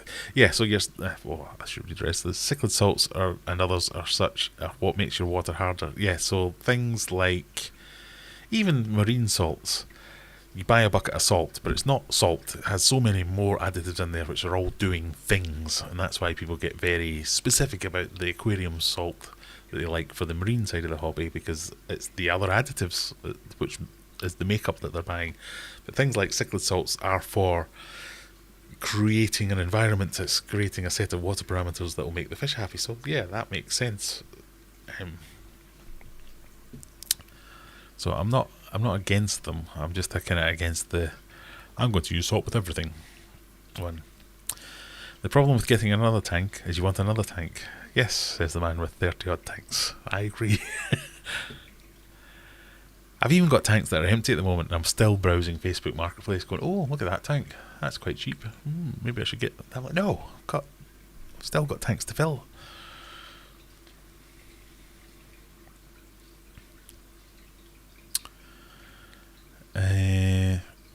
I read ingredients, but most people don't know what to look for in ingredients, and sometimes it's how they are treated. Yes, because something being listed as an ingredient doesn't necessarily tell you everything you might need to know about it, and sometimes they don't.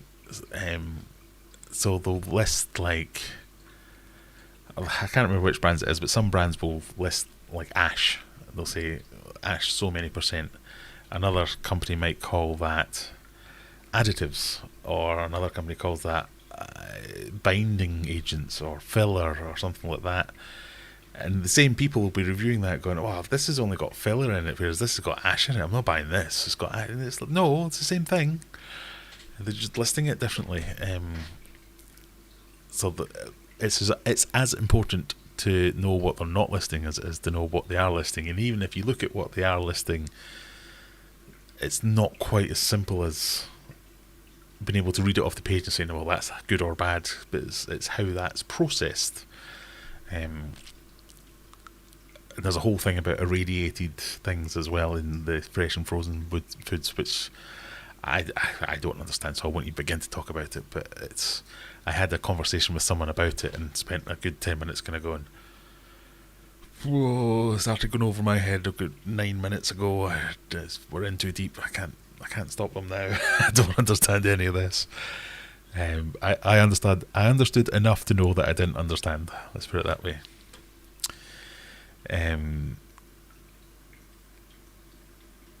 So most people don't know what to look for in ingredients, and sometimes it's how they're treated, e.g. New Life Spectrum, great ingredients, but I think it must be burnt to a crisp. Yeah, so you might have a really good ingredient, but the processing that goes into that ingredient while it's being put into the food negates all the benefits, or many of the benefits, or it's not in enough quantities, or that kind of thing. And fillers, there you go, yes, and fillers. If it's not listed as a filler, most won't treat it as such, even if it is, such as wood and fish food. And there's even, like, wood is, it's often sold as a benefit now, where it used to be a filler. So you'll find lots of people listing oak and algae wafers, whereas it used to be algae wafers with a bit of oak filling it out. And Rebecca will probably tell us that you don't need wood in many of the diets. And one of mine, I sell oak and algae wafers. So yeah, I'm as culpable as anyone else. I'm all for trying new foods, but for the average fish keepers with a tank or two, it's best to go for a decent brand and be done with it. Myself, I must have gone through dozens of brands.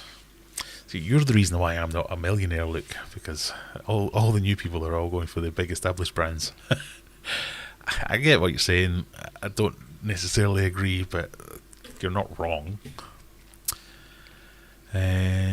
Martin says, entirely agrees. Sarah Onip tabs changed the makeup and went from amazing to quite good. And I think that is the danger of the whole, just pick a good brand and stick with it. Because if everyone does that, nothing challenges the big brand, and then they start to cut corners. Pardon me. My cousin has a 6x4 custom built tank between the kitchen and the dining room instead of a wall. It looks brilliant, but it's marine fish. It does sound brilliant. I've often fancied a room divider tank. I briefly considered it in the old house, in between the kitchen and the hallway, but I don't know if we could have it anywhere in this house. Maybe between the living room and the kitchen. That'd be pretty cool. But I'm so skint at the moment. This house has really turned into a money pit. I don't think I'll have any money for any projects like that. for quite a while. Right, idiotic comment of the week. Fish and chips is horrible. Did you not listen to the earlier discussion, Novo? Fish and chips is like God tier takeaway food.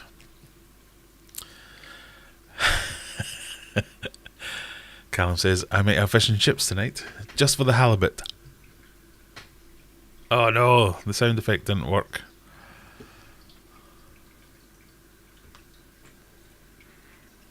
Oh, my sound effects are broken, that's no fun. I'm going to have to figure out what that's called.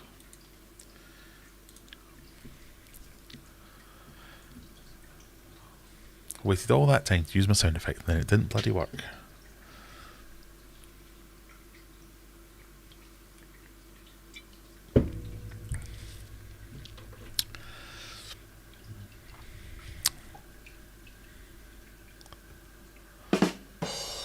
There we go.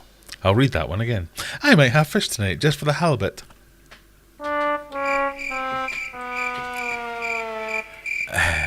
Martin, I was discussing with a breeder a theory that diet affects fertility. One diet mentioned was Sarah that often reduced fertility in fishies for quite a few breeders. There you go. Fish and chips is good, but it's no pizza crunch. Do you know, there are people in the world that aren't aware that in Scotland, Glasgow specifically, I think, is where this originated. You can go into the fish and chip shop and say, I'll have a fish supper, which means I want fish and chips. You can say, I have a sausage supper, sausage and chips, haggis supper even. You can even have a pizza supper, which is pizza and chips. And you think, that doesn't sound that weird, Graham. Why would that be weird? Because the pizza is dipped in the batter, just like a fish, and fried. Even growing up in Glasgow, I always thought that was weird. And it wasn't until I left Glasgow to go and visit the rest of the UK and go, yeah, you don't have the pizzas dipped in batter here. I knew that was weird.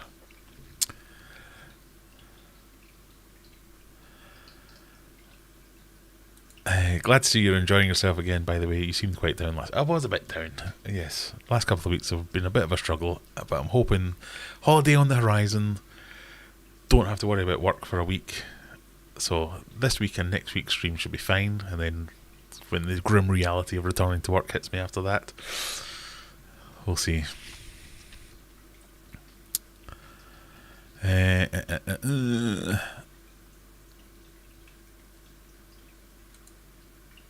Are you going to Ponton's Prestatyn where they filmed it? We are going to Prestatyn. I think we're going to the Haven one rather than the Pontons one. Nothing but the best for us.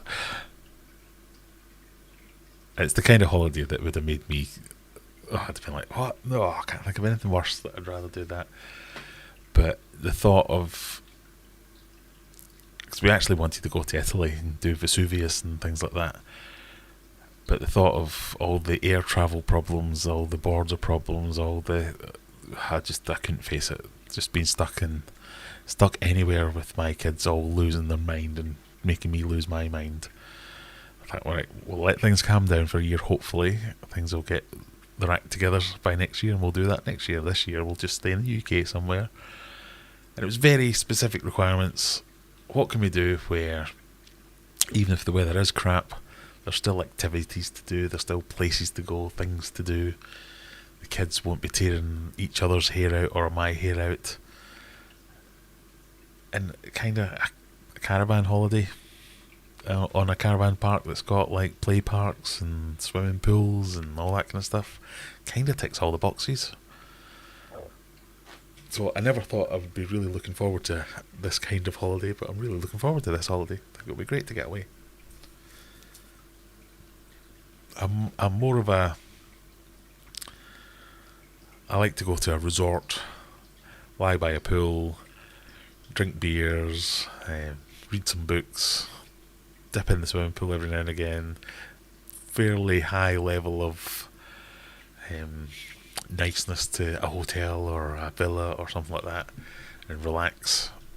But yeah, caravan holiday on a caravan park, woo, can't wait.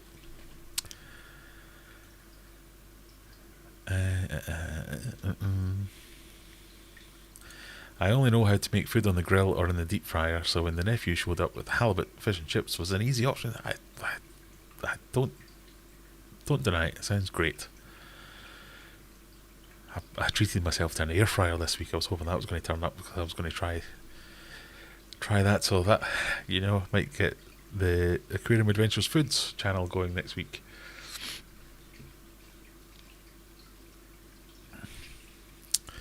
My theory is buy and try. If it's crap, don't buy again. It's a fairly good theory. I mean, it opens you up to a lot of potential crap buys, but that's why you find the little hidden gems, isn't it? Pardon me. Right, come on, Graham. I did have topics I wanted to talk about, and we've got like 15 minutes left, and I haven't even started them yet. You're absolutely welcome to come visit my humid office when I get the second big one. And it is when, because I'll buy it before she can tell me off. Ask for forgiveness rather than permission. Yes, it's very much easier to get forgiveness than it is permission. And once it's in, it'll be hard to move. So yeah, I see where you're coming from.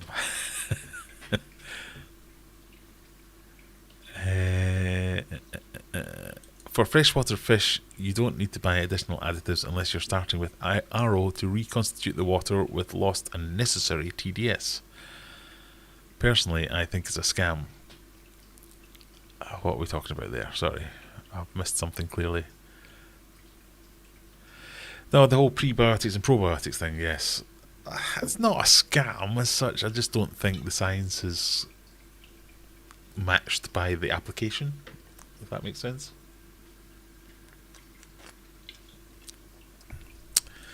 Cod is bad. God, look at you with all the... Cod is bad. Fish and chips is like kids' food, not for grown-ups. Wow.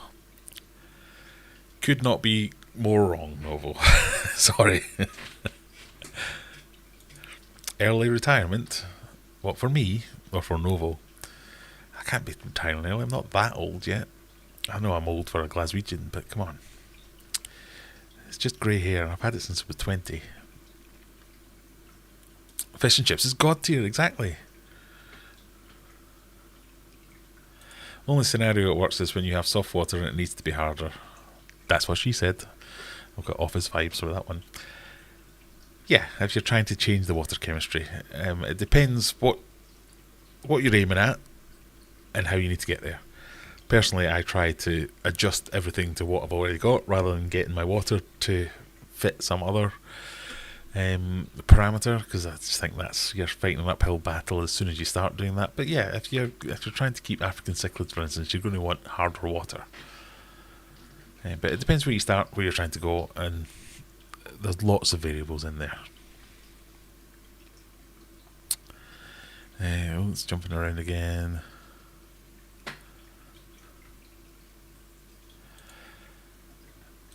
Yes, depends on your tap water as well, although it could be easier to go RO for a base level. Yes, sometimes if your tap water's just no good, going RO and then additives can give you a very precise, exact set of parameters that might be desirable for breeding, for instance, or keeping a very specialised fish.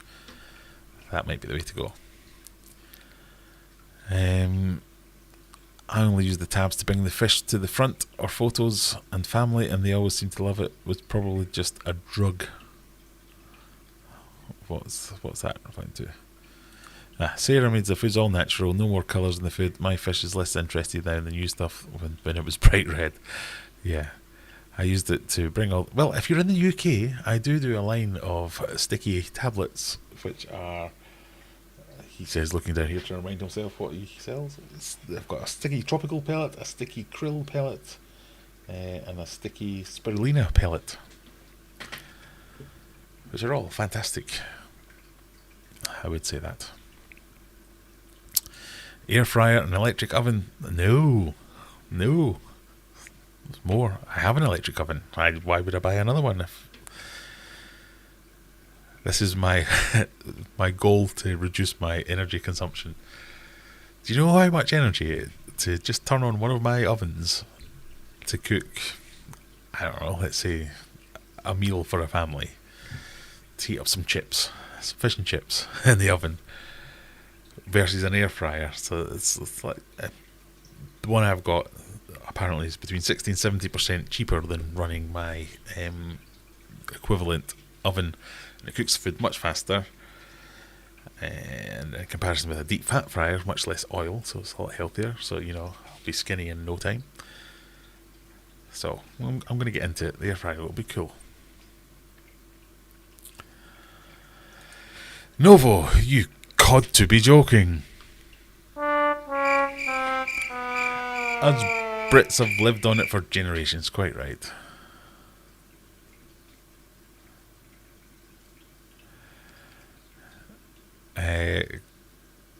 Courtney or Callum, they're all over the naked game messages. Well done. I think they've been removed.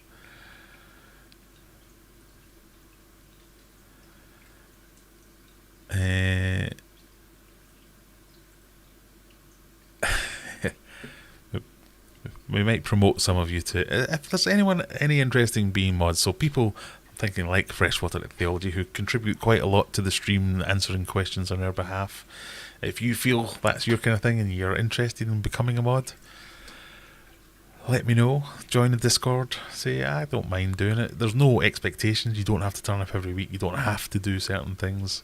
I don't expect you to sell on my behalf. I don't expect you to agree with me on many things. You are your own person still. You just help me out with deleting comments and answering questions and all that kind of stuff. Welsh Weeks, we recently bought a Ninja air fryer. They are great. Yeah, well, I haven't got one yet, but I'm now convincing myself that they're great because I've spent money on one. Used to do buy and try, end up with lots of open food that went out of date, so goldfish got lots of fillers and they're feeding till everything's gone. Yeah, that is the flip side of it, isn't it? Luke, you've probably already gone, sorry. Off to bed for me. Have a good old evening, everybody. I added the word old in there for some reason. Thank you, Luke, for joining us. Yeah, so we're drawing to a close ourselves and generally go from 9 till 11. I think he says, can I check quickly?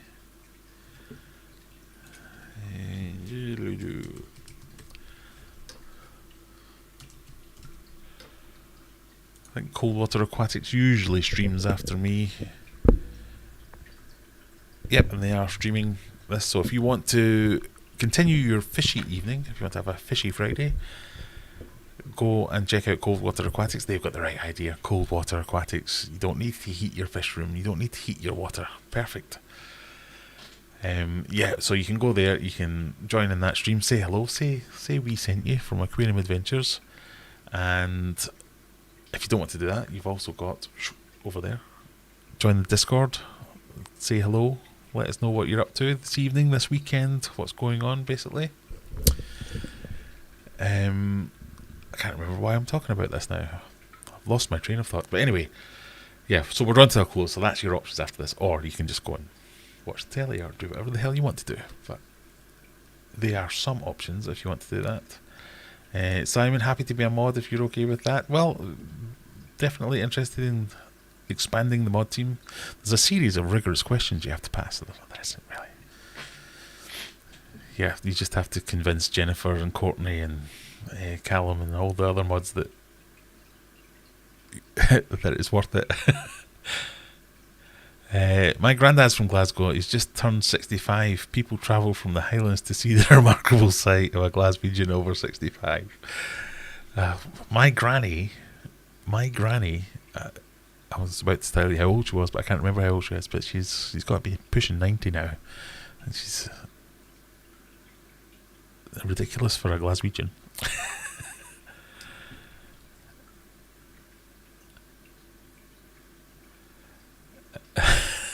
The naked game is fun. It's a bit cold though. So you deleted it so you could do it on your own, right? I get it. It just sounds fun. The naked game, very cool anime adult game. Why wouldn't we want that in a aquarium live stream? Welsh Weeks, my fish absolutely love your bug flakes. Thank you.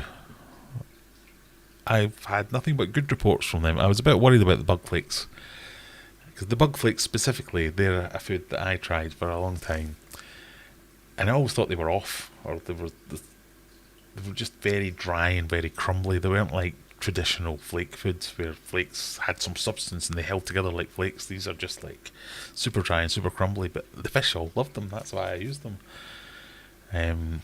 88, thank you, Dad. So I was a bit worried about adopting them into the line of Aquarium Adventures foods, but I've got great feedback from everyone with them. Just joined the Discord, thanks for the link. Look forward to seeing what happens with Megatank. Well, you'll have a couple of weeks wait at least, but we'll get there. There you go, that's my dad chipping in. She's 88. So now that I'm 45, I'm practically a geriatric as a Glaswegian. That was the joke. People are thinking they're going to have some kind of retirement party for me soon. I wish. I'll have to hang around for a few more years yet. Brandon's cold water isn't much colder than tropical water, not like our cold water. Quite right.